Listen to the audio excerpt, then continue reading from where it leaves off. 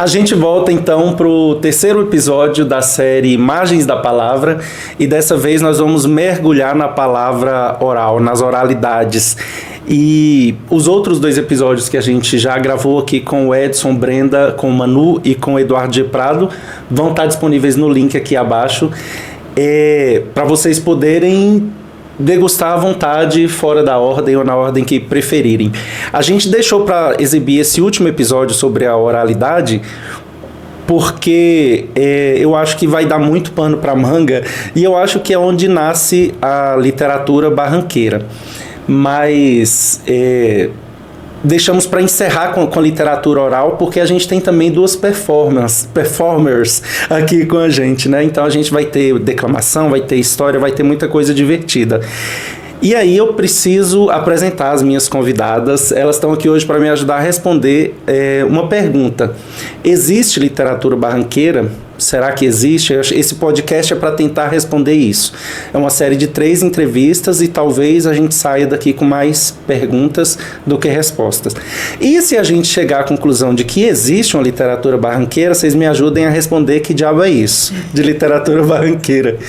Para me ajudar a responder essas perguntas ou trazer outras perguntas à baila, à tona, eu convidei Mariângela Diniz, que é contadora de história, folclorista, diretora do grupo Sabelê, uma sumidade em literatura oral e cultura popular, e Elaine Ramos Gardel. Ela tem esse, eu não sei porquê, lá no meu contato do celular está escrito Elaine Gardel, e eu sempre achei que Gardel era sobrenome, então eu vou continuar chamando ela de Elaine Gardel, Elaine Ramos Mourão.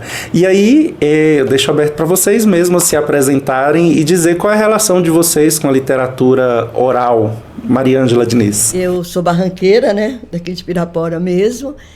E eu acho que quando você fala dessa questão da cultura barranqueira, se existe cultura barranqueira, eu acho que foi uma invenção.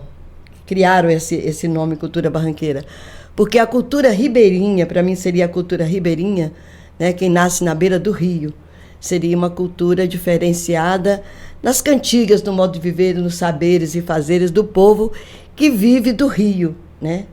Então, quem mora na beira do rio, quem nasce na beira do rio, vive de maneira diferenciada de quem mora em outras cidades que não tem rio. Então, o rio é a referência para a sua vida. É do peixe, do lazer, das brincadeiras, das cantigas que surgem, das lavadeiras que um dia lavou roupa e cantava, das histórias, dos mitos, das lendas que vêm do rio. Então, essa cultura ribeirinha, né, que a gente fala, e criou a cultura barranqueira, porque quem nasce nas barrancas, a parte do Rio São Francisco até um certo trecho, né, eu naveguei daqui até a Foz 2 vezes. Então tem parte de trechos do Rio São Francisco que são barrancos. Então a gente diz, eu nasci nas barrancas do Rio, porque o rio é barranca. A parte baixa do São Francisco já é mais ribeira. Então é margem. Então é ribeira, então não tem aquele barranco, né? Então é mais chamado de ribeirinho, né? E então a gente criou esse saber, essa maneira de falar a cultura barranqueira, mas seria a cultura ribeirinha. E por nós sermos barranqueiros da beira do São Francisco, esse bairrismo, eu sou barranqueiro, né? Então é um fato interessante, quando eu fui morar no Rio Grande do Sul. Então não tem esse termo. O que é barranqueiro? Eles achavam que ser barranqueiro é gente que mora assim em periferia, um termo pejorativo. Eu falei, não, é quem nasce na beira de São Francisco, nas barrancas do Rio. Isso é a parte alta, é o barranco, né? Então essa parte que é chamada de barranca. Então, a cultura, a oralidade da nossa região é muito rica, né? É um rio cheio de história, de mistérios, de lendas, de mitos, de causos de vapozeiros que viajaram nessa imensidão de rio até Juazeiro, e cada um tem sua história, né? O que acontecia. Então somos todos ribeirinhos do São Francisco. Sim. E esses são franciscanos, né? Essa população do Vale do São Francisco, seria uma forma da gente se diferenciar, talvez, nós aqui do Médio São Francisco nos chamarmos de barranqueiros? De barranqueiros. É porque tem os beiradeiros, também chamados de beiradeiros do São Francisco, ribeirinhos. A nossa região é mais de barranco. Sim. Né? Então, tanto que a nossa formação de música barranqueira da nossa região é bem diferenciada dos beiradeiros, dos ribeirinhos mais no Baixo São Francisco. É completamente diferente a música. E essa tradição oral de histórias, mitos, lendas, rezas, cantigas, será que sofre essa influência também do menino que pula de um barranco, ou de um menino que está num cânion, ou de um menino que está numa... Eu não sofre, não. Eu acho que é a mesma coisa. Todo lugar que você vê, você tem sempre esse espetáculo de menino pulando do barranco, pulando do rio, né? Aqueles lugares que não tem um barranco, mas eles pulam de um barco, né? E é tão bonito, né? Eu lembro quando era menina, meu irmão Kleber Diniz era muito atentado, ele chamava, o apelido dele era Curumim. Ele parecia um índio, né? O cabelo escorridinho, e ele fugia para o rio, todo dia. Aí, quando dava assim, 4 horas da tarde, a vovó ficava apavorada. Gente, vai buscar Kleber. A gente chegava na beira do rio e ele estava lá no meio do rio. Então, pulava do cais. Quando o rio estava cheio, encostado no cais, quanto espetáculo a gente via essa meninada de Pirapora pulando do cais. E naquela época, eles nadavam pelados. Era aquele tanto de menino pelado pulando do cais, sabe? Era muito interessante. E quando, às vezes, o rio também estava muito cheio, que vinha ali onde tinha o bambuzinho, a água chegava na metade daquelas pilastras da ponte de ferro. E a meninada pulava da ponte, e desciam até ali na frente da capitania. Tem muita gente atravessavam, né? Tem muito doido que pula. Verdade. Então, essa cultura nossa, ribeirinha, é muito solta, né? A gente é diferenciado de outros lugares. Eu falo, quem nasce na beira do rio, né? É muito mais feliz, eu acho que a felicidade, né? Perto de muita água tudo é feliz, tudo não tem feliz. Aquela frase, né? E Saul Martins, o grande folclorista de Januário, ele disse que o rio é a alma do barranqueiro, dentro e fora dele. É muito bonito isso, né? E eu acho que falar da gente como barranqueiro, assim, porque eu imagino que não tem muita diferença entre a mãe d'água daqui, que temos barranca, e a mãe d'água de um lugar onde é mais espraiado, né, que é mais ribeira. Mas talvez a nossa mãe d'água seja mais morena, mais barrenta, mais... Dentro da história, a mãe d'água, ela é de origem índia, né? Indígena. Então, ela é morena. Né? A sereia é loura, é do mar. Sim. É completamente diferente da mãe d'água. São dois mitos parecidos, né? Metade de gente, metade peixe. Mas a fisionomia, a característica da mãe d'água é uma mulher bonita, de pele morena, de cabelos negros, né? Às vezes esverdeado por causa do lodo do rio, mas a sereia do mar é uma mulher bonita. Loura. E é engraçado que é sempre uma mulher, né? As sereias, porque tinha esses seres, metade peixe, metade mulher. Já no Egito, tinha nos barcos vikings também, eles tinham essa representação. Sim. Então os vikings também tinham as sereias, os portugueses tinham as sereias dele, os gregos tinham as sirenes deles, que chamavam sirenes, né? E nós temos a nossa. E sempre é uma mulher bonita, porque eu acho que sempre quem ia pro mar era o homem, né? Então, quando ele imaginava um ser meio gente, meio peixe, que a parte meio gente seja uma mulher bonita, né? Que atraía, né? Exatamente. Atraía com a beleza. E ela senta, normalmente à noite, ela senta na rua, vai pentear os cabelos. E o canto dela é muito bonito, Sim. Né? E ela atraía, aí que vem atraía os homens profundo do Sim. Né? Agora, Elaine Mariângela falou dessa questão do bairrismo, da gente pegar a nossa parte do rio e falar bem assim, o que tem de diferente na minha parte? Aqui tem barranco. Vocês saem daqui que você não tem barranco. Eu não conheci ninguém mais bairrista do que Gardel. Me fala um pouco sobre sua relação com a palavra falada e um pouco dessa característica assim, que você... Eu fui acostumada na beira do rio. E é tão interessante que a memória afetiva, todo domingo meu pai levava a gente para a praia, sabe? E por incrível que pareça, ele nadava muito bem e sempre tinha afogamento e ele salvava alguém. Então eu pequena, eu presenciei vários salvamentos, sabe? E inclusive Ivan Diniz, acho que até primo seu, né? Sim. Ele salvou esse Ivan Diniz. E aí, assim, eu presenciei muitas coisas assim. E eu ficava esperando o domingo, porque quando se é criança, o tempo parece que ele é maior. Então, de um domingo para o outro, gente, parecia uma eternidade. Sabe? Nunca que chegava esse domingo, né? A gente ficava naquela ansiedade. Então, assim, eu lembro que ele levava, na época, era só eu e meu irmão, né? O Neguinho. O domingo mesmo passava rapidinho. Passava rapidinho. Depois que chegava lá, passava rapidinho. Tinha muita areia. E, assim, eu vejo vocês falando aí das crianças, né? De beira de rio. As crianças nadavam mesmo, né? E os meninos, eles iam mesmo para beira do rio. E o pai, queria ou não, eles iam escondido, que eu lembro que meu pai falava que, né, ia escondido, eles atravessavam o rio, e naquela época tinha muita água, né? Hoje o rio já é mais seco, e eles atravessavam e divertia, passava a maior parte do tempo dentro do rio, sabe? Então os meninos eram mais criados na beira do rio. Hoje se vai muito pouco, né? São poucos os pais que levam as crianças para o rio.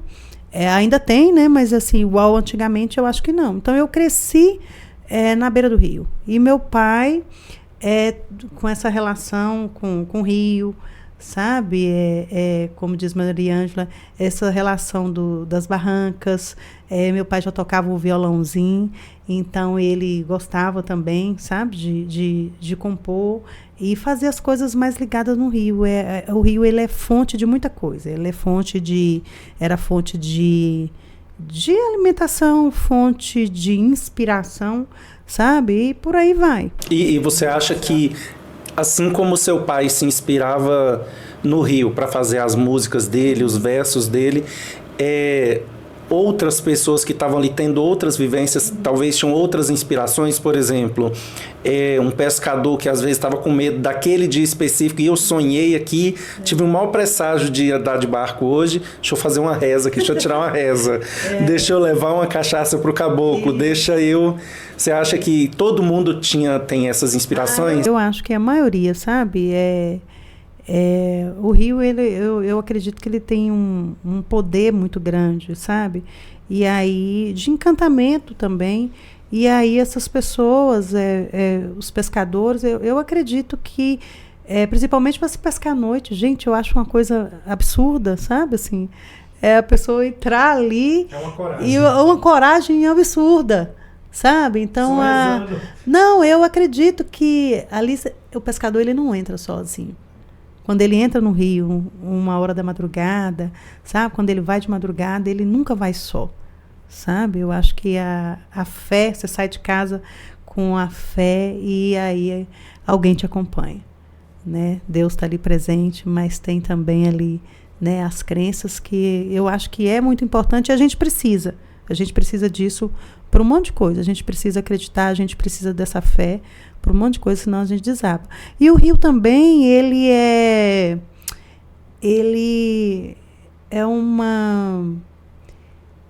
ajuda muita gente quando se está deprimido, sabe? Eu acho que tem esse poder também. Sabe o que eu lembro? Eu tinha um grupo de teatro e a gente, assim, gente, era muito bom, porque a gente saía, a turma do teatro, hoje nós vamos fazer um sarau na beira do rio. Tinha vez que ninguém nem tocava. Só o prazer de ir com a galera, com a turma para a beira do rio, a gente levava a cachaçinha e salame, pão com salame, que não podia faltar, né? E fazia uma farofinha e passava a noite inteirinha conversando, cantando e banhando na beira do rio, sabe? E é interessante que os pais, eles não preocupavam tanto, porque pelo fato da gente ser crescido na beira do rio, da gente ter acostumado na beira do rio, a gente sabia dos perigos, sabe? E aí a gente né, sabia onde banhar, sabia o lugar certo de ficar, e eu passava a madrugada inteira na beira do rio. E o rio, ele consola. Eu já tive alguns amigos que, a hora que estavam muito estressados, falavam assim, vamos lá no meio da ponte? Aí a gente ia pro meio da ponte, chegava lá na ponte, era só para gritar, sabe? Para poder desabafar. Então, ele tem esse poder de levar as mágoas, né? De aliviar ali um pouco o sofrimento e te trazer coisas boas. Limpar a alma. São costumes diferentes, né? Você foi falando aí de gritar na ponte pro rio. Eu já ouvi pessoas falando mil costumes diferentes. O meu era sentar numa pedra que infelizmente não tem mais, ficava ali onde hoje é o quiosque do... Um daqueles quiosques onde era o CAT, tinha uma pedra bonita ali debaixo de um tamboril, e eu sentava ali e ficava olhando. E eu acho que o som da música do rio e a água passando incessantemente acalmava demais, porque 10 minutos depois eu não estava mais preocupado, não estava mais dentro da minha cabeça, eu estava ali passando, sabe, sem parar. Tem gente que pula, né, do barranco, pula da ponte para nadar, que atravessa o rio a nado e cansando ele se relaxa. O mestre Careca, 70 e tantos anos, falou que adora correr no Areião e depois atravessar o rio. Eu falei, meu Deus do céu, um dia eu chego lá. Então, assim, tem pessoas que fazem de tudo, né? Tem gente que fala comigo que nada é melhor do que um passeio de barco. O meu ex-chefe mesmo, ele falava, nossa, semana que vem a gente vai subir o rio de novo. E eu falava, gente, nesse sol de 40 graus, você tem certeza? Ele, nada melhor. Esse sol não queima quando você está no meio do rio. Sabe, é fresco, a gente para na margem, conversa, assa um peixe, faz uma coisa. De todas cada um arruma seu jeitinho de lidar. E eu acho que essa relação, Maria Ângela, que a gente tem com o rio, igual a Elaine falou, de não estar sozinho quando está pescando, né? Quando a pessoa acredita que a mãe d'água, que o caboclo, que o vapor encantado, que o rio é vivo, né? Enfim, o rio tem serpentes, mitos, o caipora nas margens e tudo mais. Quando a gente acredita nisso tudo, a gente fica atento ao rio, né? Eu acho que isso faz a gente ter uma outra relação. Essas crianças, esses pescadores, eles não passam muito apuros, né, que tem uma relação boa com o rio, não passa apuro porque está sempre olhando para o rio, né, esperando, por exemplo, se o barco começar a mexer, pode ser o surubim barbado, o caboclo. Eu acho que antigamente as pessoas tinham mais respeito pelo rio, sabe? Hoje em dia não tem essa eu acho que o povo distanciou mais do rio. Antigamente, a vida do ribeirinho, do piraporense principalmente, das cidades ribeirinhas, o rio era o lazer, era o quintal da sua casa. Então, final de semana, era para o rio que a gente ia. O nosso passeio era na beira do rio. O pôr do sol era o nosso olhar do final da tarde. E eu lembro que eu era menina, a gente esperava minha tia chegar, de tardezinha, depois que ela vinha do Fernão Dias, e a gente fazia serenata para ela. Quando ela falava, não, agora eu vou descansar. E a gente ficava, fiz serenata para ela, para ver se ela nos levava para o rio, para o banho da tarde. A gente tomava banho até de roupa. Então, aquele finalzinho da tarde, a gente ir para o rio tomar banho da tarde, era uma delícia. Então, o rio era muito presente na vida do povo piraporense. Vou falar da gente aqui, da nossa cidade. Porque quando eu viajei daqui a Foz, o rio era muito presente. Mas eu comecei a perceber que as pessoas já estavam distanciando do rio. O rio já não fazia tanto parte do cotidiano, a não ser do pescador, do barqueiro que vivia da pesca, né? Mas o lazer já foi distanciando o povo. Antigamente, em Pirapora, final de semana, todas as famílias desciam para a beira do rio. Na época da seca, o Areião era a praia de Pirapora, né? Então, todo mundo tinha sua sombrinha de praia, a gente levava lanche, atravessava para a ilha. Então, o povo... Mas, aquelas vasilhas amarradas. Sim, eu noto que hoje em dia o piraporense foi distanciando. Você repara que são poucas as famílias que vão para o rio. O rio era motivo de inspiração para poesia, para música. Doris Álvares, quantas poesias para o rio que ela escreveu, né? Inácio Quinô, ele escreveu poesia para o Rio. Antônio Aten, Lucinha Lemos, quantos poetas escreveram para o Rio? Hoje em dia, essa moçada de hoje, você não vê escrever para o Rio. Eu acho difícil ser poeta, ser músico em Pirapora, buritizeiro. Vamos falar do nosso lugar, né? É difícil trabalhar com arte daqui sem ser impactado pelo Rio. É o que Elaine falou, né? Esses todos aí escreveram. Eu acho que hoje o que a gente perdeu também foi essa vivência cotidiana da cultura e da poesia. Nós temos menos... São poucos os artistas que assim vivem essa experiência de ter a inspiração.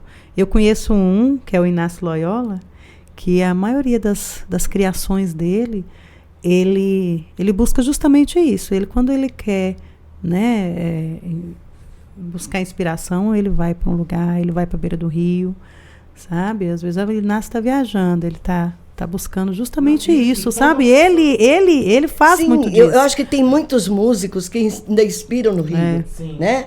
Agora, não, igual antes, essa vivência já não tem mais. Os mais novos não estão buscando o Rio.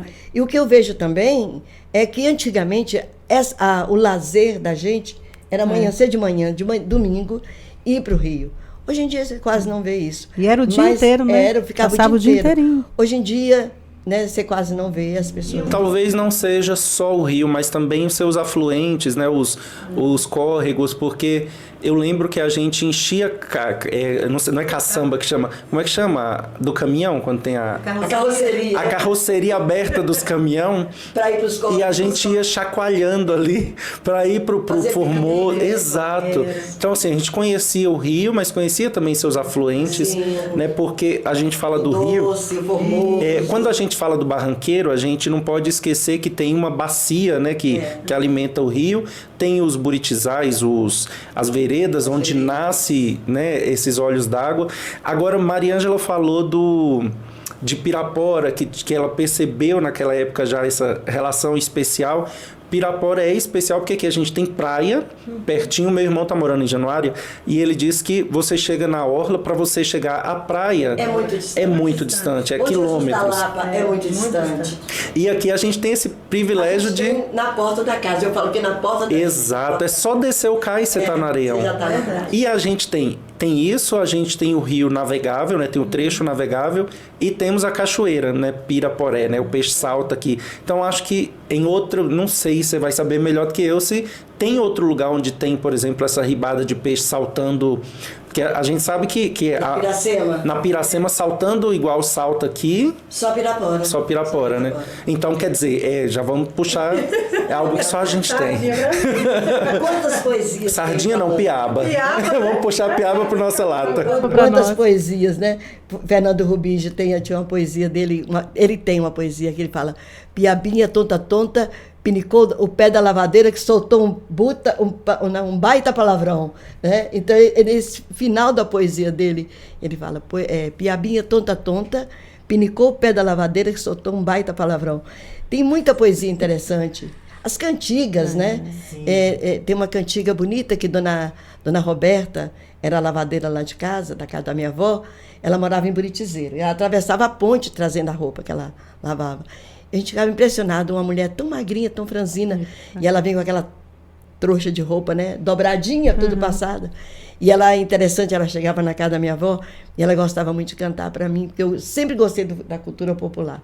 E ela chegava cantando: pisa na canoa, canoeiro, pisa na canoa, bem baixinho ela cantava: pisa na canoa devagar, pisa na canoa, canoeiro, deixa meu bem passear. E ela era magrinha, ela pegava assim na saia e saía dançando no meio do terreiro, assim no quintal lá da casa da minha avó. Então, essas cantigas que o povo canta, né, mais simples, né? Embarca, morena, embarca, molhe o pé, mas não molhe a meia. Numa das paradas de vapor, daqui para descer no Rio, a gente parou numa cidadezinha perto de Manga. Já tinha saído de Minas Gerais, já estava entrando na Bahia, né? Porque Manga é a última cidade ribeirinha. Já entra na Bahia. E aí a gente parou o barco à noite, acendemos uma fogueira. E aí eu sempre viajo com meu tambor, minha caixa, aí já peguei a caixa, aí saiu o mar, dei pé no violão, e acendemos um fogo assim na beira do barranco. E a gente começou a cantar, e o pessoal desse lugarejo, e falou assim: aqui tem uma cidadezinha, não? Era um arraialzinho, um lugarejo. A gente subiu o barranco, chegou lá, sabe aquela cidade que você vê só em pintura de tipo Portinari, aquela cidadezinha cheia de bandeirinha, aquelas luzinhas da igreja até nas casinhas, e a cidade era aquilo, era aquelas casinhas e a igreja, mais nada. E aí o pessoal desceu, e aí foi aí que a gente aprendeu a cantar. Pisa na canoa, assim: embarca, morena, embarca, molhe o pé, mas não molhe a meia. Viemos de muito longe fazer barulho na terra alheia. Então, e aquela noite, foi cantoria a noite inteira, a gente sentou na beira do fogo, né? Eu imagino que esse povo, vamos chamar assim, de uma civilização barranqueira. O Ivo das Chagas, não está aqui o livro dele, mas ele cita essa expressão, eu achei tão bacana, uma civilização barranqueira. Teve muita troca, né, nesse trecho navegável, sobretudo, né, que vai daqui de Pirapora até Juazeiro. Imagino que esse povo trocou muita coisa, né, dessas cantigas, desses mitos. Sim, muita. Você vê, a gente canta aqui, né? Show meu sabiá, show meu zabelê. Já lá em Juazeiro minha sabiá, minha zabelê. É diferente, tá vendo? É porque vai mudando, né? A oralidade, sim, como é transmitido oralmente. E de certa forma, Pirapora tem muita gente que veio, muito carioca, né, que veio por causa da Marinha, gente que veio de Salvador, enfim. Mas majoritariamente é ali o sul de Pernambuco e o sertão baiano, né? Então, assim, não tem uma cultura originária de Pirapora, né? Pirapora é toda essa cultura nordestina, praticamente, sim, né? É mais nordestina. Com a vinda do vapor, né, dos vapores, navegação, muita gente veio de lá para cá para seguir para São Paulo, porque o objetivo era para São Paulo, para trabalhar. Mas as famílias, às vezes, chegavam aqui doentes, né? Alimentação muito fraca no vapor, desnutrido, outros morriam pelo caminho. E aí passava por uma triagem. Alguns seguiam, outros ficavam, né, doentes, outros ficavam porque queriam ficar mesmo. Né? Então, a influência nossa é muito... E, sobretudo, influência de mulheres, né? Porque quem era prioritariamente assim, aceito para ir para trabalhar no Sudeste eram os homens, né? A força de trabalho mais pesada, né? Ficava muita mulher com criança, de né? Trem, né? Sim. Embarcavam de trem. Agora, Mariângela falou de ter feito essa viagem, Elaine, e seu pai fez, né? A poesia de cordel, a literatura de cordel, ela é escrita, mas ela só faz sentido se for falada, né? Ela é uma literatura para ser falada, né? Ela é muito musical, muito mais parecendo talvez um rap, né? uma música, né? do que um texto. E seu pai escrevia muito nessa métrica, né? E ele tem um poema que fala disso, né? Dessas coisas que só Pirapora tem, por isso todo mundo quer vir conhecer Pirapora. Conta pra gente, tem como você declamar de cabeça essa história? Eu vou contar como que surgiu essa história. Tem um livro, Vapores e Vapozeiros, né? Mariângela, né? É uma das coautoras, né? E o Domingo Diniz, ele deu o livro para o meu pai, e aí fez uma dedicatória e colocou assim, Gardel, faça uma viagem, né, de Pirapora a Petrolina. E aí surgiu justamente esse poema. Pai leu o livro, né, e ele navegou, ele pegou o livro e com esse livro ele saiu daqui, foi para Petrolina, e ele fez esse poema com resposta deste livro, por isso que ele chama de Volta à Minha Terra, e diz o seguinte: Petrolina em Pernambuco, que da uva tira o suco e que toda a gente adora, mas um sonho lhe pertence. O sonho do petrolinense é vir conhecer Pirapora. Bahia com seus encantos, terra de todos os santos, onde o folclore e a flora, também é bom que se diga que ama o rio que liga Juazeiro a Pirapora. Chique, chique das festanças, tem quermesse muita dança, a alegria lhe mora, sua gente aprecia e sonha também um dia vir conhecer Pirapora. Na cidade da Barra, a poesia amarra versos por aí afora, falando do sertanejo que manifesta o desejo de vir conhecer Pirapora. Carinhanha tem suas lendas, do boi-bumbá, boi-calemba, da burrinha e do caipora, que fazia amizade e dava felicidade a quem fosse a Pirapora. Em Januária Marujada, pelo povo cantada, faz parte da sua história. Grandes canaviais se acha, e é lá que se faz a cachaça que se bebe em Pirapora. Cidade de São Francisco tem potencial turístico e o seu povo comemora. Desprovido de vaidade, no meio daquela cidade tem gente de Pirapora. São Romão fica bonito, festa de São Benedito, congadas a Nossa Senhora, e lá se pesca o mandim, o dourado e o surubim, para vender em Pirapora. Querida Ibiaí, fica bem perto daqui, mas até hoje seu povo chora, por julgar a verdade o mito, que seu filho mais bonito se mudou para Pirapora. Cachoeira do Manteiga, cidade de gente meiga, tanto senhor ou senhora, é o distrito primeiro da nossa Buritizeiro, vizinha de Pirapora. Na Barra do Guaicuí, Pais Lemes passou por ali, foi curta sua demora. Fernão Dias reclamava que a pérola que procurava se chamava Pirapora. Co-irmã Buritizeiro, com seu povo ordeiro, sempre, sempre colabora, e é de lá que se avista e se vê como é bonita a vista de Pirapora. E esta cidade tão linda, adolescente ainda, onde o progresso aflora, hoje falamos sem risco que a rainha do São Francisco é, sem dúvida, Pirapora. Será que é mais risco? Não é? E você viu lá que ele fala assim, na hora que ele fala de Biaí. Meu pai era de Biaí. Ele nasceu em Biaí. Eu acho que essa poesia de Gardel, ela é quase um ABC de São Francisco. Ela é um ABC, porque o ABC é normalmente isso, ele vem contando cada cidade ribeirinha, né? E antigamente era mais o ABC dos remeiros, eles mais debochavam, porque eles eram maltratados na cidade, sabia? Eles eram discriminados, os barqueiros, né? Os remeiros. Então, a barca, quando ela chegava na cidade, que ela fazia esse papel de comércio ambulante, então ele vendia rapadura, ele vendia o sal, o querosene, o peixe, às vezes, né? E aí saía essa barca enorme, às vezes com 23 remeiros, porque era muito pesada, e eram 11, às vezes, dependendo do tamanho da barca, era o tanto de remeiros para levar a barca. E eles, quando estava com tempo de vento, eles abriam a vela, né? Aí facilitava. Mas quando não tinha, era no remo mesmo, era nos varejão. Eram varas enormes, dependendo a profundidade, eles iam substituindo aquelas varas, que eram apoiadas no peito, empurradas, né, no fundo do rio. E eles eram sempre mal vistos nas cidades. Eram mal vistos nas cidades, porque eles chegavam nas cidades, e aí as moças de família eram proibidas de ir na beira do rio. As famílias não deixavam.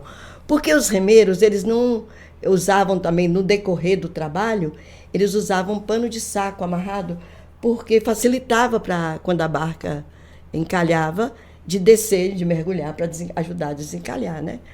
Então, eles cantavam muitas loas, e os ABCs, que eles falam de Petrolina, de Juazeiro a Pirapora, né? Eles criaram esse ABC, e como eles eram muito discriminados, eles também criticavam o povo. Eles faziam deshomenagens a cada cidade. Então, tem vários ABCs, né? Vou falar, é esse ABC. Não, cada lugar tinha o seu ABC, né? Então, na minha pesquisa, eu já vi 3 ABCs diferentes. E eles eram muito interessantes quando eles saíam navegando, e eles comunicavam um com o outro quando passavam a barca pela outra, né? Eles ficavam a média de 1 mês em cada cidade, ancorados ali, vendendo a mercadoria, né? Então, Dona Guilmazina, que era mulher de seu João de Félix, aqui no bairro Aparecida, ela conta que o pai dela proibia lá, né, na beira do rio. E seu João, ele foi remeiro, né?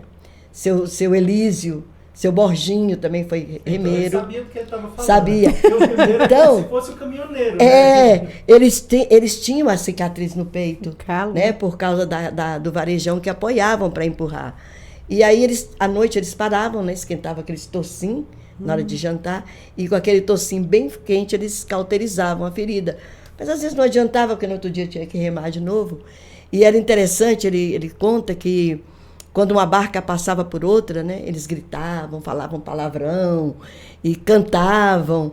Mas se por acaso tivesse uma mulher, eles não falavam palavrão, mas eles tinham uma senha para anunciar, para não falar. mulher. Então, eles gritavam de longe, Semana Santa! Então, já sabiam que ali tinha uma mulher, então não falavam palavrão. Mas assim, tem uma versão menos censurável que dá para você Marco Ribas, né, num vídeo de Deniston Diamantino, que ele fala, o Velho do Rio, Marco até ele musicalizou um ABC do São Francisco, que ficou Juazeiro é da Lordeza, Petrolina dos Missais, Casa Nova da Caristia, Santo Sé da Nobreza, Remanso da Valentia, Pilão Marcado da Desgraça, Chique dos Bundão, Icatu Cachaça Podre, Barra só da Ladrão, Bom Jardim da Rica Flor, Urubu da Santa Cruz, Triste do povo da Lapa, se não fosse o bom Jesus, Carinhanha é bonitinha, Malhada eu sei que é, passa por Manga e Morrinhos, paga imposto em Jacaré. Januário é cachaça boa, São Francisco da Rilia, São Romão da Feitiçaria, Pirapora, putaria. Você vê, naquela época Pirapora já era chamado da putaria. Por quê que era chamada da putaria? Porque os remeiros e tanto os vapozeiros, quando o vapor aqui chegava, a zona de Meretriz era um ponto de diversão. Como Januária também, mas Pirapora era mais. Porque tem esse fator histórico, né? De que muitas famílias vinham, mas as mulheres não eram força de trabalho que era... não tinha estudo, não tinha nada. E o homem para ser pedreiro, para ajudar a trabalhar no sul, e a mulher ficava aqui, ia ganhar vida fazendo doce, costurando, lavando. E as moças também que eram colocadas fora de casa, né? Quando perdiam a virgindade, como falavam, né? Eles punham para fora e o lugar que elas iam, para a zona de Meretriz, né? E assim, pelas entrevistas que eu fiz com os vapozeiros, as zonas mais famosas eram Pirapora e Januária, né? As que eles faziam questão de, às vezes, parar o vapor para dormir em Januária. Diz que até, às vezes, eles quebravam a peça do vapor para poder dormir em Januária. Só tinha esses versos difamando, porque, gente, aqui não é opinião dos entrevistados, viu? É dos remeiros. Ele fala que ele fala chique dos bundão, né? Porque de certo lá as mulheres tinham os bundão, então ele critica, né? Ou os homens eram bundão, né? Bundão. Tem um outro também, Barra só dá ladrão. Já vi outros ABCs que Barra só dá barão. E também, assim, se você pensar que o barão e o coronel fica rico como, né? Roubando. Então, já vi falar Barra só dá barão e Barra só dá ladrão, né? Então, esse ABC do São Francisco tem diversos, né? E aí vai para a literatura, né? Porque o poema do Gardel é um pouco inspirado nessa temática, nessa conta de rosários, assim, que vai daqui até lá. Sim. A Sávia, temos 2 edições aqui na biblioteca, eu não sei se existe mais, mas tem uma edição, acho que do final da década de 80, ou no começo da década de 90. Do ABC. E essa edição mais recente do ABC do São Francisco. E aí, muitas vezes, a literatura oral, ela vai para o cinema, né? Ela vai, por meio de um mito, algo que é retratado ali, ela vai para a música, ela vai para um livro, e ela pode ser, inclusive... porque, via de regra, a literatura oral, a cultura popular, ela não tem autoria, né? Essa autoria coletiva ou desconhecida. Mas tem coisas que são inspiradas e chegam nos livros, né? A Elaine mesmo, inspirada pelo Rio, criou um mito contemporâneo com a autoria dela, né? Que está numa publicação coletiva chamada Outros Sertões, e é a história do Jurubá. De onde surgiu o Jurubá? Gente, o Jurubá, deixa eu contar para vocês, Jurubá. Na verdade, o Jurubá, eu não sei como ele veio parar aqui no São Francisco, aqui na beira do rio nosso aqui. Mas ele é um monstro, que ele é lá de São Romão. Sabe? Viajado ele. Ele é conhecido lá. Ele é de São Romão. Ele nasceu, na verdade, de São Romão. Essa foi uma contação de história, né? O Jurubá, eu devo a Jurubá ao sobrinho de Delim. Mateus, ele pediu para contar a história, e ele, assim, ele é muito ligado ao Rio, então as histórias tinham que ser só do Rio. Eu comecei a contar a história, tem que ser só do Rio. Não, eu gosto de história do Rio.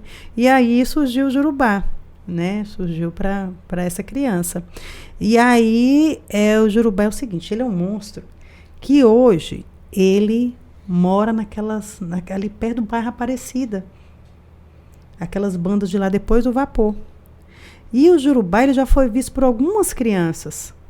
E ele apareceu para um menino que chamava, na época, né, o apelido dele era Neguinho, e ele apareceu para esse Neguinho. O que aconteceu? Neguinho, ele estava doido para ir dar um pulo no rio. Como ele morava ali no bairro Aparecida, estava doido para ir banhar. A mãe estava muito ocupada, não podia levar Neguinho no rio. E aí Neguinho juntou as coisinhas e falou, mãe, vou ali brincar na rua. E foi. Só que Neguinho, ó, descuidou, desviou ali da mãe e foi parar na beira do rio. E aí ele levou algumas coisinhas, ele levou uns biscoitinhos, levou umas frutas, né, para poder comer. E na hora que ele entra dentro do rio, primeiro ele comeu, fez um lanchinho, jogou as coisas ali no meio da praia, sujou a praia e entrou para dentro do rio. Quando ele entra para banhar, Jurubá aparece para ele. Gente, Jurubá é enorme. Vocês não têm noção do tamanho do Jurubá. Só que o Jurubá, ele é muito feio, ele é uma mistura de monstro com carranca, com peixe, sabe? Ele, assim, ele é muito estranho. Só um olho do Jurubá, pra vocês terem noção, é do tamanho dessa parede aqui. Um olho só de Jurubá. E aí o Jurubá abriu aquele bocão, sabe? O menino entrou, na hora que ele entrou, o Jurubá abriu a bocona e apareceu assim, ficou com a cabeça pra dentro de fora e a bocona aberta para poder comer o menino. E aí o menino ficou ali parado, sabe? E aí está de choque. E aí tinha um pescador que ia passando. Ele falou, menino, menino.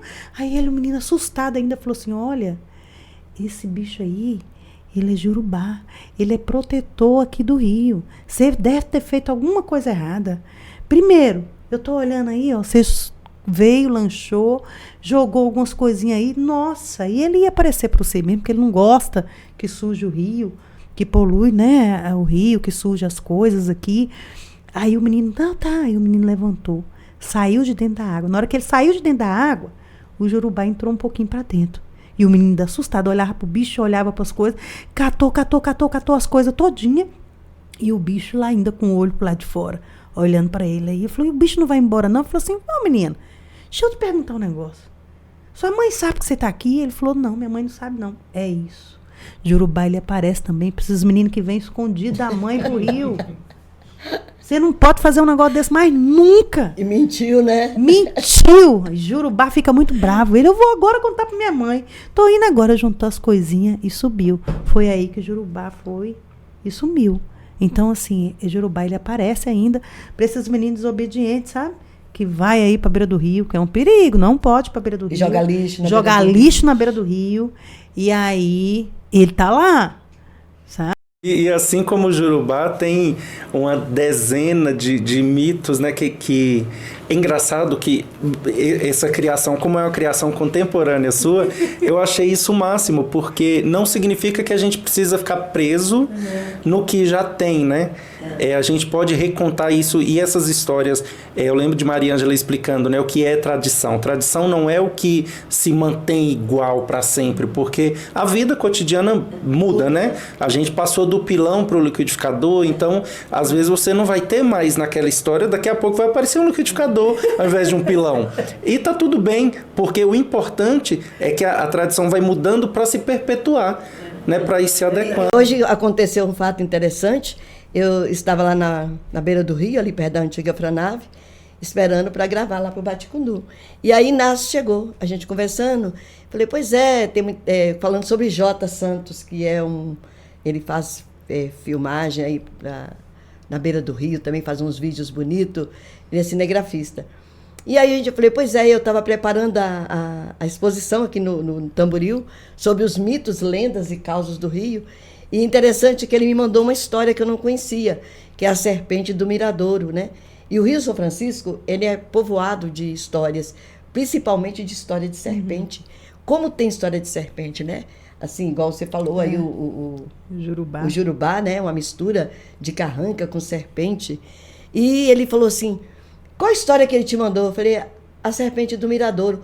Ele falou, acho que ele morava naquela região, né? Inácio Loyola. E ele disse que morria de medo, porque ele morou lá.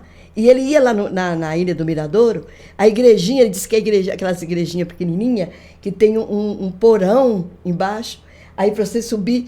E ele disse que ia lá e ficava morrendo de medo da serpente. Que ele, menino, ele lembrava da história da serpente que assombrava a ilha, né?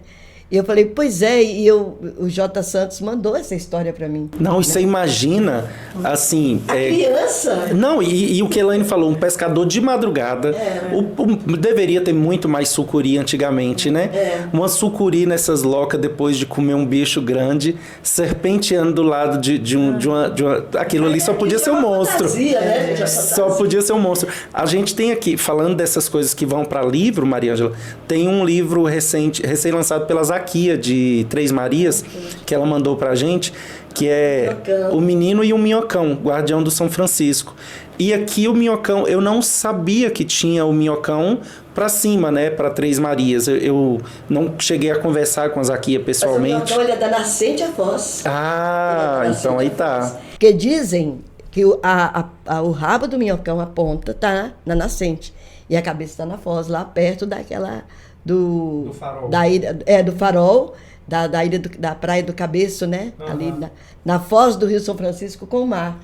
Então, o minhocão está na extensão do rio. Eu acho o maior barato, assim, pegar essas histórias que muitas vezes pode parecer que é de medo, que é sombria, né? Hoje a gente vê que as pessoas têm receio de contar para as crianças essas histórias, né, de assombrações, medo, mistério.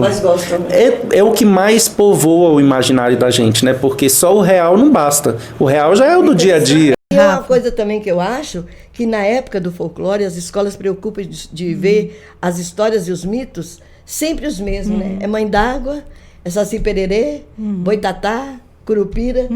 E a gente que mora na beira do rio, olha a quantidade de história que você tem no rio.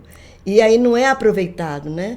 Não conhece para poder estar repassando, para perpetuar. Eu cheguei a contar a história do Jurubá em algumas escolas e é muito interessante. A criança, o encantamento, né? Aí no final eu pergunto, gente, Jurubá, esse monstro, ele é bom ou é ruim? Né? Mas ele é bom. Sabe? Mas ele queria, sabe? E o interessante é que as crianças, no final, eu pedi para desenhar o Jurubá, porque é muito interessante você ter, sabe? De desenho do Jurubá, sabe? É muito interessante. O que cada cabeça fantasia do Jurubá. Né? E é isso, por exemplo, que faz com que o caboclo d'água não seja uma figura muito bem definida, né? Porque o caboclo d'água, ele tem guelra, ele tem orelha, ele tem aquela mão com nadadeira. Agora, o adulto, Maria Ângela, a gente às vezes pensa sempre na literatura oral. Pelo menos assim, na biblioteca a gente trabalha muito a oralidade com as crianças, mas a oralidade está presente na vida do adulto, né? Você falou aí das lavadeiras, então os cantos de trabalho, as rezas, o que mais? Benzeção, né? As encomendações das almas. Encomendação, né? De almas. Nossa, a encomendação das almas, as festas juninas, né? De São João. As quadras. As rezas, né? Os benditos. Sim. As promessas. As canções, quadras. Eu lembro que a gente fez uma roda de conversa aqui e alguém falou que, eu não acho que foi Gilda, ela chegou a citar o que o padrinho de fogueira tem que falar quando está batizando a pessoa na fogueira. E aquilo é uma coisa que passa de geração em geração, né? O que você tem aí para mostrar para a gente que seja assim, de literatura oral adulta? Porque tem também histórias de pescador, tem histórias de mistério. Tem interessante nessa entrevista que eu fiz com os vapozeiros, né? E quem mais me trouxe muita informação da época ainda das barcas foram os antigos remeiros, que foi seu Elísio, o pai de Sheila, né? Eu entrevistei ele, já não está mais aqui, seu Borginho, também foi muita de barqueiro, e seu João de Félix, né? Então eles acreditavam, né, que as barcas, quando estavam pesadas para os remeiros estarem empurrando, eles achavam que tinha alguma maldição, algum mau olhar, né? Que tinha muita coisa ruim na barca. A carranca na proa já era uma defesa, né? De proteção contra as coisas ruins do rio, que eles acreditavam que o rio era povoado também do mal, né? Então eles traziam a carranca na proa e traziam também as rezas, né? Eles acreditavam que se a barca estava pesada, é porque tinha muita coisa ruim. Então eles ancoravam a barca, né? Era alguma coisa que estava puxando o peso, ancoravam a barca, cobriam a carranca com um pano preto, cruzavam os varejão em cima da carranca, ajoelhavam e ali eles rezavam. E era a reza interessante que eles rezavam assim: este ou esta que está fazendo essa putaria para mode a marca não caminhar, mas antes que vai fazer no gringuilim, no xengue-xengue, da maculada dos que bate, das que bate e das outras que finca, que feitiço no nosso trabalho não pega. Porque eu boto fogo na fundanga porque eu sei botar, e não há de falhar. E ali eles rezavam e ficavam horas meditando, né? Aquele tempo que eles ficavam ajoelhados e rezando, pedindo proteção para a barca, é o tempo que eles talvez descansassem, né? Descansavam o corpo, revigorava. E aí, quando eles iam remar, a barca estava leve. Aí eles acreditavam que a reza é que tirava o mau espírito, né? O mal que estava pesando e facilitava a barca descer. Mas era o tempo que eles paravam também para rezar, né? Que descansavam e revigoravam, né? E você acha que as histórias de pescador, as mentiras de pescador... Em Pirapora tem o Moranga ali na beira do rio, que ele conta, né? Muita história. Ele tem umas rezas, né? Também para afastar o mal. Eles têm uma reza muito interessante, eu não sei a reza. E tem também seu Joaquim, que mora ali bem na boca da ponte. A gente fala a boca da ponte ali do lado, né? Ele é o marido de Dona Emília? É... Ele conta umas histórias de pescador. E ele tem muito... ele tem muita poesia, muito... interessante. Conto, né? Causos.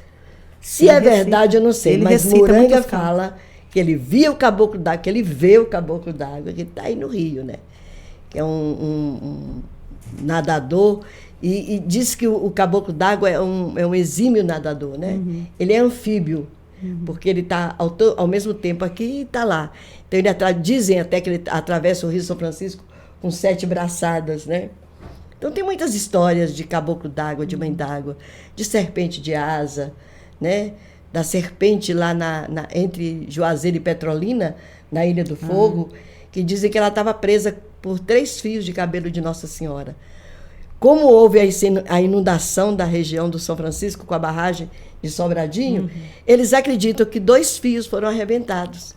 Então, de Juazeiro, Vigia e Petrolina, para que o 3º fio não arrebente, porque senão toda a região vai ser banhada pelo rio, né?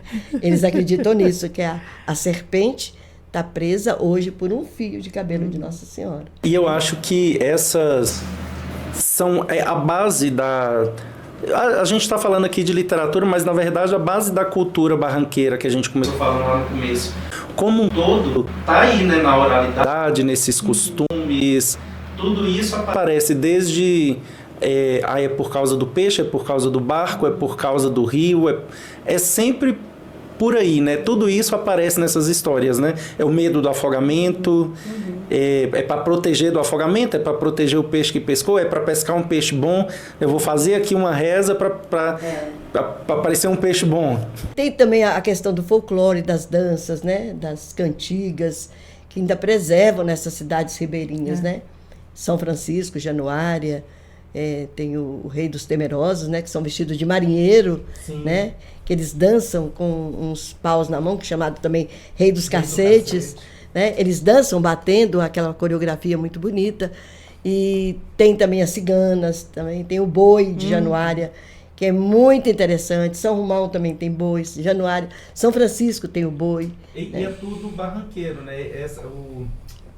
Que é bem diferente do boi do Maranhão. Exato. É bem diferente do boi de Parintins, né? Exato. É por isso que eu acho que a gente chama de barranqueiro, que é para marcar que o nosso é diferente.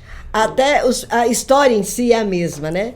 Da Catirina, que deseja comer a língua do boi, né? O pai Francisco, que é o mata o boi de estimação do fazendeiro para satisfazer o desejo de Catirina, né? Pai Francisco. Né? E é sempre a origem negra, branca e índia. Porque tem o branco, que é o dono da fazenda, né? O Pai Francisco, que é o negro, que é o vaqueiro. A Catirina é negra também. E o pajé, que é da Índia, que vem para ressuscitar o boi. Em São Romão, assim, aí o que muda é os toques, é o ritmo, é a dança, é o jeito de fazer o folguedo, né? Em São Romão me aparece do nada um elefante. Eu acho isso maravilhoso, porque em São Romão tem um elefante.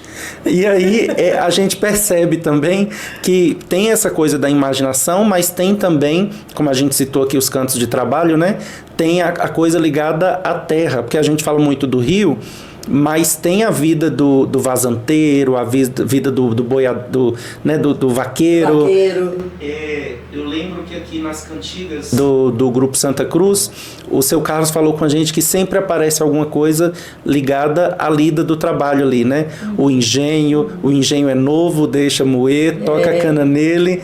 Não, há de tremer, né? O engenho é novo, há de tremer, taca a cana nele e deixa moer.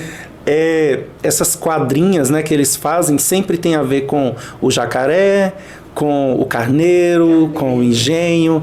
Tem sempre um bicho, né? Sempre é a vida rural, é o canto de trabalho. E Gardel, ele deixou um poema que não entrou no livro, que aí eu vou te pegar agora de supetão, que eu sei que você não tem ele decorado. Olha aí, tá vendo? Não. O único poema que ficou de fora da antologia de Gardel, que ele foi achado só depois, é o Caboclo d'Água e a Mãe d'Água. A Yara e o Caboclo d'Água. Esse foi feito por um evento no Instituto Federal. Sabe? Foi uma exposição que nós fizemos lá com o Trem de Índio, e aí ele foi feito pra gente, para essa exposição.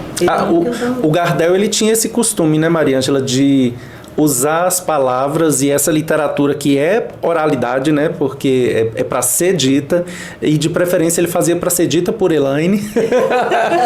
Aí tinha voz para ser dita, a literatura dele. Falava, né? Não, muito pouco. Mas aí não tenho decorado esse, mas tem um aqui que é lindo, que ele fez para o Zabelê, e ele fala um pouco disso, dessa cultura barranqueira, né? E é tudo isso aí. O interessante é que a gente vai falando das coisas, e nós que somos, né, ribeirinhos, ou beiradeiros, ou barranqueiros, a gente vai se colocando nos lugares aí. Quando você fala de rio, aí a gente vai na memória afetiva, a gente lembra dos banhos, a gente lembra. Eu pesquei muito com o pai, sabe? Porque, tipo assim, eu sou a segunda filha, e tenho o meu irmão, que é o Israel, filho, que assim, todo canto que pai levava ele, eu tinha que ir também. Então, tipo assim, pai ia caçar, levava nós dois. Pai ia pescar, levava nós dois. Então, assim, eu cresci e eu gosto de pescar, sabe? Eu gosto de pescar. E meu irmão também, já os meus outros irmãos mais novos vão, né, na beira de rio, mas assim, o Misa ainda pesca muito, mas o Tuca já não pesca tanto. O Misa ainda gosta. Quando está pescando, saindo peixe, ele ainda vai pescar. Mas tem um que ele fala, que é a dança do folclore barranqueiro. Como a gente está falando das danças, dos ritmos, e ele diz o seguinte: nas margens do São Francisco habita um povo festeiro, é gente de boa prosa que com seu jeito brejeiro quer mostrar para todos o folclore barranqueiro. Faz e dança catira, o recortado jacaré, o engenho abre rodas, dança-se com muita fé, e suscita e dá vida, a dança da Margarida é dança do Zabelê. Ao som da sanfona e da caixa, os cantos são ritmados, homens e mulheres felizes cantam e dançam animados, e com virtual beleza, com singular singeleza, o som do sapateado. O som das palmas vibrantes, num ritmo bem alterneiro, a batida forte da caixa que estremece o terreiro, ai, faz o coração da gente vibrar assim, bem contente. este é o povo barranqueiro. Eita maravilha! E se esse é o povo barranqueiro, seja por bairrismo, seja por identificação, né, por identidade cultural, se esse é o povo barranqueiro, então a gente pode dizer que esse povo faz literatura, e se ele faz literatura, essa literatura é barranqueira? Eu acredito Literatura que sim. barranqueira. Aí quando surge a cultura barranqueira, a literatura barranqueira, a música barranqueira, a poesia barranqueira. Eu acho que das 3 entrevistas que eu fiz, vocês são as que estão alegando assim mais categoricamente. Com certeza. E como vocês são especialistas, eu não vou contradizer. Até porque, sabe quando o cientista, o pesquisador, o curioso faz uma pesquisa, uma entrevista, mas ele quer ouvir a resposta que ele quer ouvir? Então, a resposta que eu queria ouvir era que existe sim. E eu acho que existe, e quando a outra pergunta, né, que diabo é isso? Ela é tudo isso que a gente falou, né? É a história de pescador, é o canto de trabalho, é a benzeção, é a poesia falada.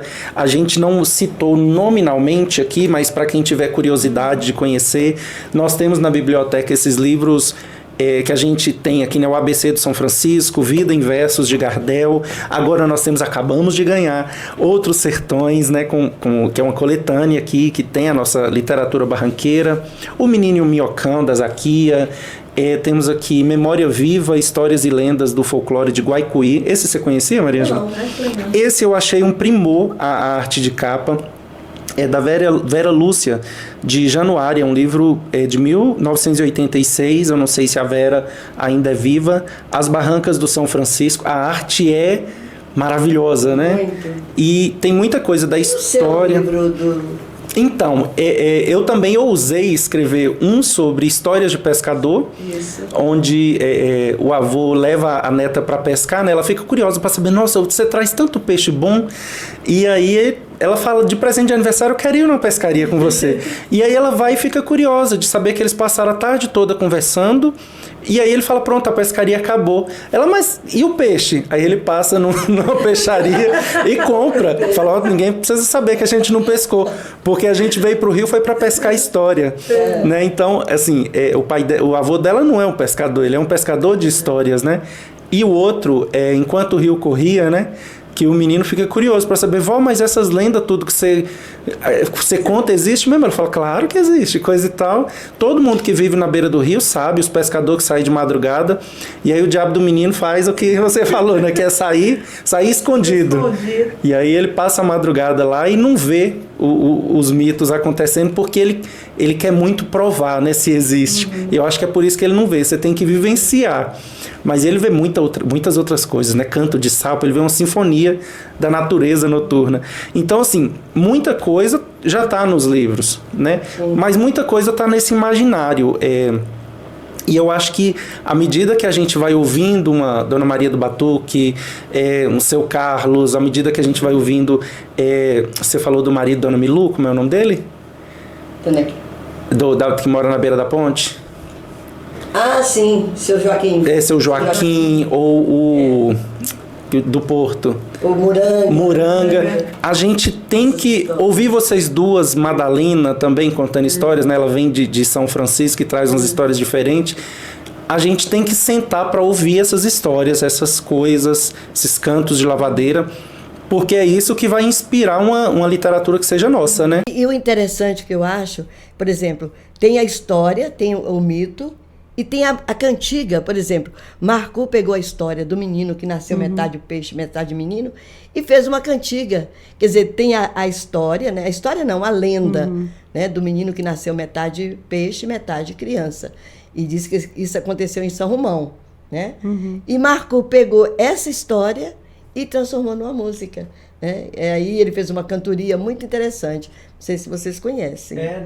Você ele fala, contou pra ai, doutor, joga o menino na bacia, por favor. Na hora que o menino nasce, né, ele canta. Eu acho que essa cultura barranqueira, né, ela vai se entrelaçando. Eu lembro uma das viagens que eu fiz de Pirapora a Bom Jesus da Lapa, uma vez.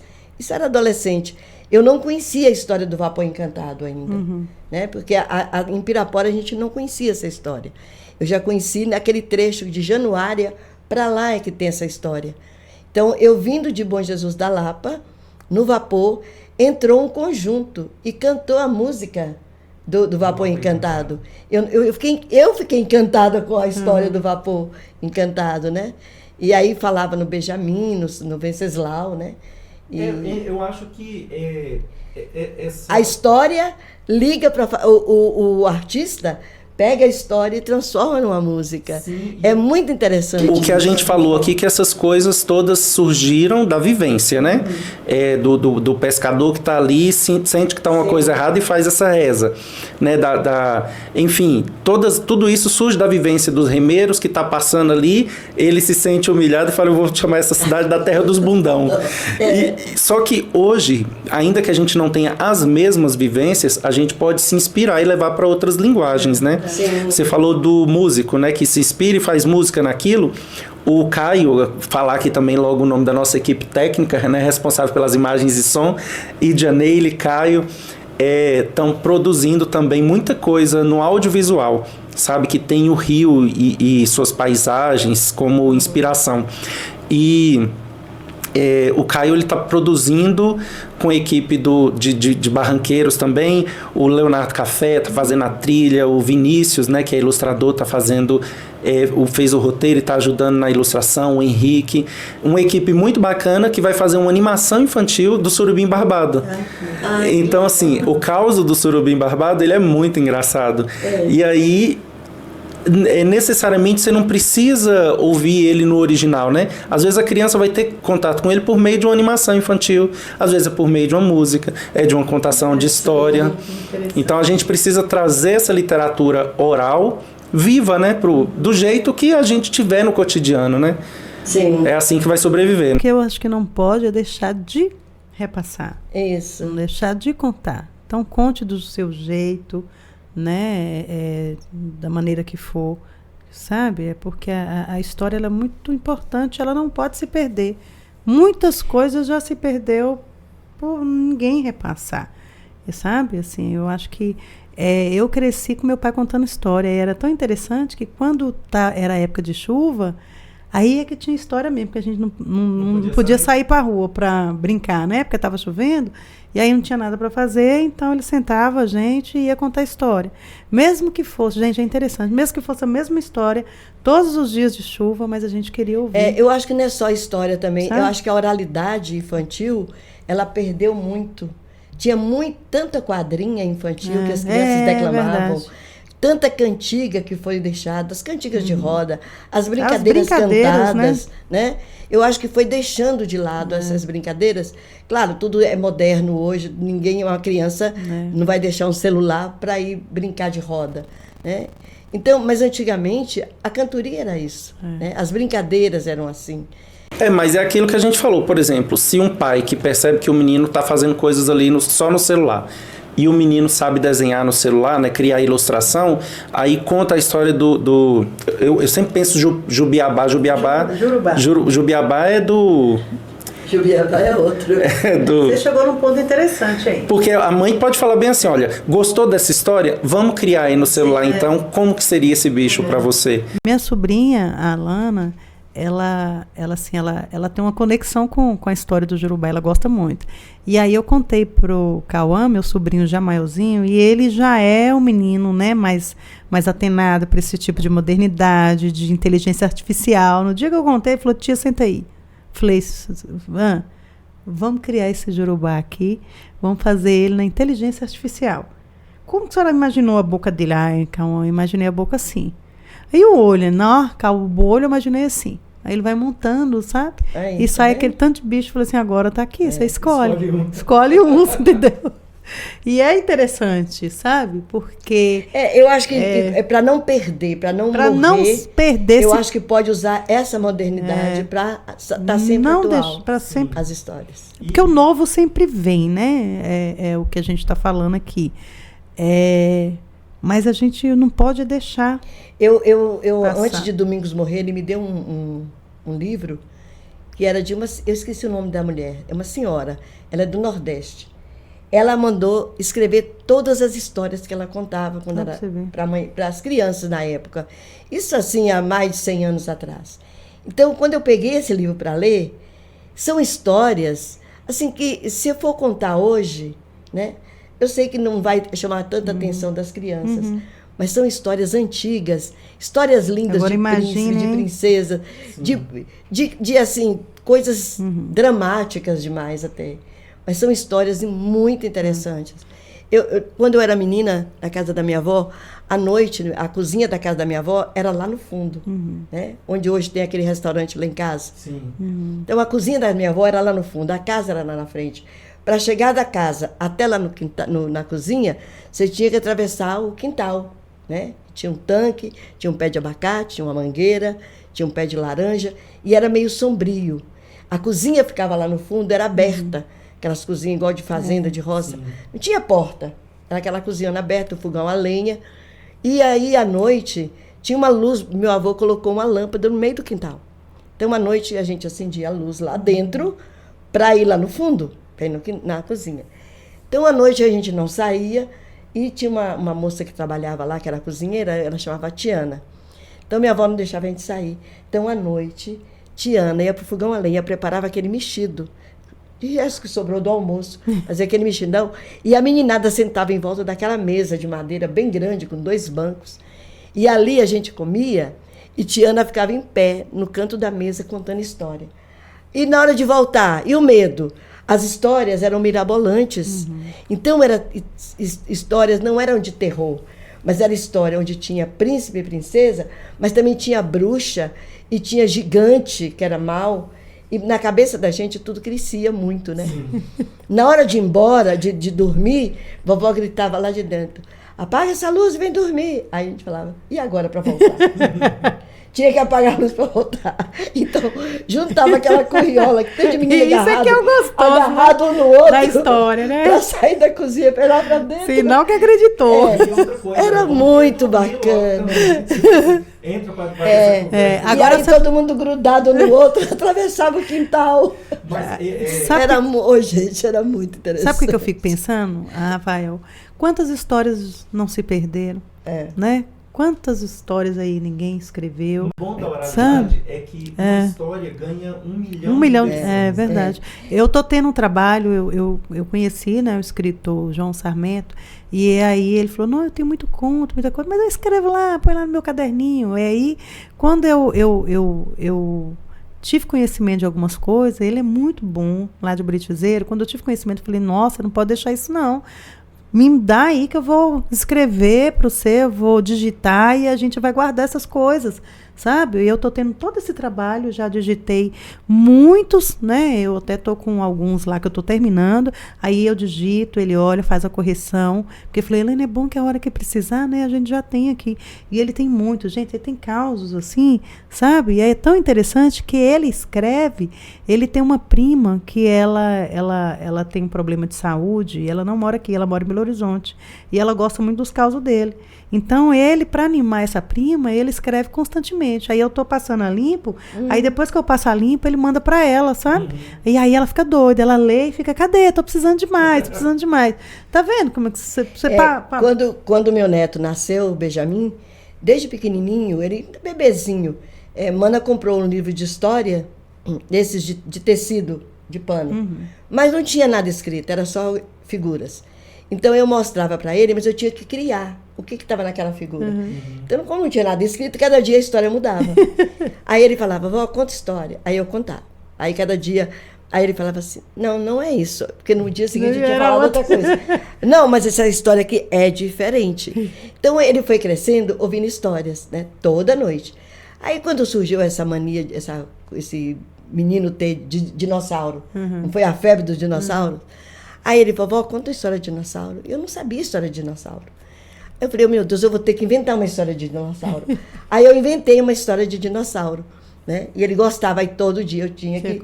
Eu tive que guardar para não mudar, porque no dia seguinte, se eu faltasse uma coisa, ele não contava. Então ele dormia sempre comigo para eu contar a história. Aí a mãe dele comprou uma casa, ele foi embora, né, morar com a mãe dele. Mas volta e meia, ele determina os dias da semana que dorme lá em casa comigo. E aí, quando ele vai dormir com a mãe, ele fala: mãe, conta história. Aí a mãe dele começa: Era uma vez... Não, não é assim que minha avó conta. Não é assim, você está contando errado. Ó, menino, já vou. Então, ele aprendeu a contar história. Eu contando história para ele, ele gosta muito de fábula, né? Ele adora história que tem bicho conversando. Então, quando ele conta história, ele muda a fala, a entonação de voz, a expressão da voz é mais fina, mais grossa, dependendo do personagem. Então, ele fala a voz do narrador e de cada personagem. Porque de tanto que ele ouve história comigo, isso é muito interessante, a criança saber contar. E numa dessas contações de história que eu fiz, umas férias na casa de Lu Diniz, minha prima, então a meninada vem nas férias, então, olha, hoje é dia de contar a história debaixo do pé de umbu. Aí a gente preparou um lanche para eles, aí sentou a meninada, e eu contei a história, e eu falei, agora eu quero convidar Benjamin para contar uma história. Né? Ele contou a fábula do coelho e a onça. Ah, mas ele é incrível, sabe? Ele a fala, a maneira como o coelho falava, a voz da onça, né? Do narrador. Então, é tão importante para a criança. E aí, um dia, ele falou assim, vó, eu quero um caderno.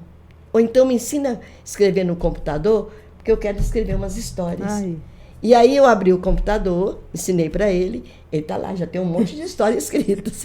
Eu acho que é interessante. A oralidade, a gente está perdendo muito da humanização, porque a primeira atividade cultural que o ser humano teve, né, sei lá, milhares de anos atrás, né, 20, 30, 40 mil anos atrás, a primeira atividade artística, cultural, foi a performance e a contação de histórias. Né? Existem antropólogos que falam, paleantropólogo, sei lá como é que chama, tem uma que pesquisa, né, essa questão histórica e tudo mais, cultural dos homens primitivos, de que antes de desenvolver a fala, com todo esse repertório que a gente tem, a gente já contava história um para o outro, já ensinava, já sabe como foi a caça, como era isso, como era aquilo. Então, eu acho que a gente está perdendo muito de não ter mais esses contatos, né? De contar história, serve para afirmar ou reforçar os laços afetivos, né? Do avô com o neto, da mãe com o filho, do pai com a filha. Serve para a gente criar vínculo comunitário, né? Quando a gente sabe que, nossa, todo mundo aqui partilha desse mesmo símbolo. Até para a gente saber um pouco da história. Por exemplo, eu lembro de Daiane, do Grupo Santa Cruz, cantando uma vez, peneirei, fubá, fubá caiu, peneirei, fubá, fubá subiu. E aí é um canto de trabalho das pessoas peneirando o fubá, né? Ou cessando arroz, quando a gente precisava fazer isso. Então a gente sabe que o processo da feitura do fubá hoje é outro. Mas graças a saber essa quadra, você imagina como era antes. Então tudo isso, né, de saber como se pescava, como se comia. Eu fui viajar a primeira vez que eu saí de Pirapora para ir para Belo Horizonte, eu já devia ter uns 12, 13 anos, né? Então não conhecia. E minha tia Hélia era muito viajada, ela pegava o vapor, ia para a Bahia de vapor, ia para Belo Horizonte, ia para o Rio de Janeiro. E a coisa mais interessante que a gente tinha é quando ela chegava. Sentava aquela roda de menino para ela contar as viagens. Nossa, engraçado que na família a gente fala isso. Todo mundo viajava junto quando ela contava as histórias, os causos da viagem, sabe? A maneira como ela descrevia, você viajava com ela, sabe, nas histórias. E é interessante você saber narrar, né? Esse é o X da questão, né? É o poder da contação de história. E tem pessoas que têm dificuldade, né? Para te contar um caso, para narrar um caso. Que tem, até no dia a dia, tem dificuldade para te contar um fato acontecido, para contar um caos, para contar uma piada, a pessoa se perde ali, porque esse poder da narrativa, de saber, agora eu levo para esse lugar, agora eu levo para aquele lugar. Comunicar, né, de forma clara. Gente, as baterias das câmeras estão arriando e eu, por mim, ficava aqui 24 horas, mandava trazer uma porção de peixe frito. Mas... Sabe aquele pescador lá que pegou de noite, não foi? Exatamente. Agradeço demais vocês terem embarcado nessa prosa aqui. E como é bom conversar com vocês, pessoas assim que nós que agradecemos. Sabe tudo do que está falando E eu falei... E tem mais prosa. E tem mais prosa. Não, quando a gente começou, a gente falou, vamos falar sobre o quê? Eu falei, não sei. Por mais momentos como esse. Ó, então, obrigado. E fica aí a resposta. Começamos com a pergunta e a resposta é sim. Literatura barranqueira existe. Conheçam. Obrigado, gente. Obrigada. Tchau, tchau.